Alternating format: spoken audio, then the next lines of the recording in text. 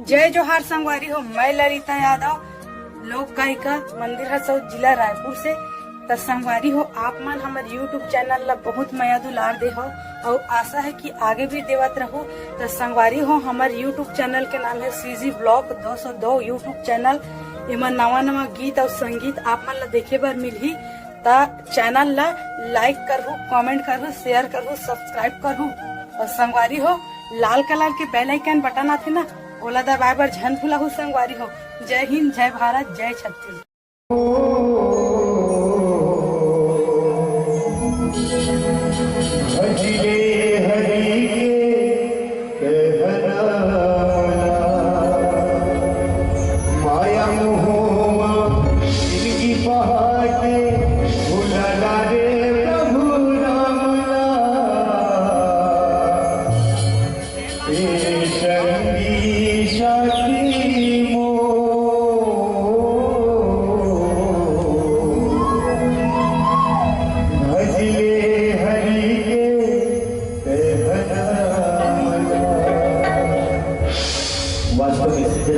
राम के नाम ये संसार में सारे हैं और जीवन के राह चले काम नहीं छूटे।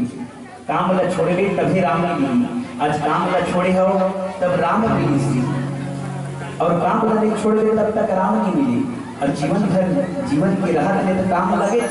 जब तक है जिंदगी और फुर्सत न मिलेगी काम से, अजी जब तक है जिंदगी और फुर्सत न मिलेगी काम से। और ये फल तो ऐसे निकालो, प्रेम करिए श्री राम से, प्रेम करो श्री राम से। सागर इस संसार में राम नाम विचार है और बाकी सब आसार है। और जो लिया मेरे राम का नाम, उसका भाव से बेड़ा पार है, उसका भाव से बेड़ा पार है। तो एक बार पुनः जोरदार जयकार हो जाए, बोले केवल रामचंद्र की जय।